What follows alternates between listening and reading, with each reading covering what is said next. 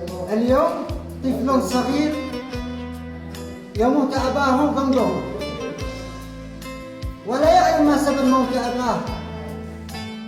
أنا أتمنى من كل يمني أن يصف جنبي وأن يوصل هذا الفيديو إلى أكبر مسؤول في الدولة وإلى جميع المنظمات وإلى جميع التجار أن يتفقدوا الفقراء والمساكين أصحاب هذه الاحتياجات.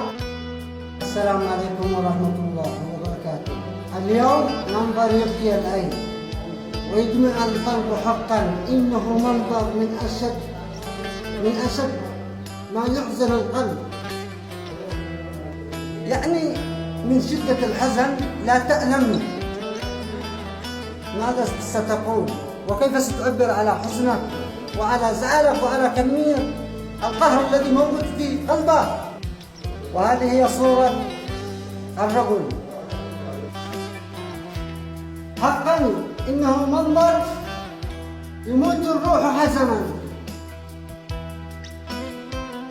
يموت الأب من شدة الجوع لأجل أن يوفر لقمة العيش لابنه.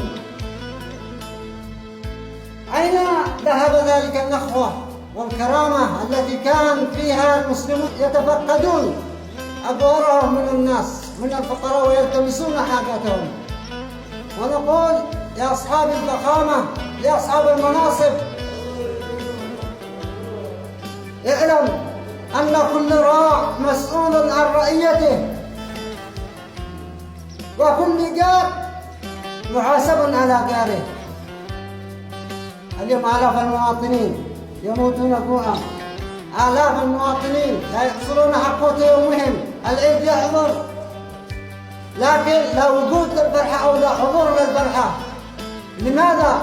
بسبب هذه الحروب التي دمرت المواطن، بسبب الحروب التي جعلت من المواطن يبحث كل يوم عن قوت يومه،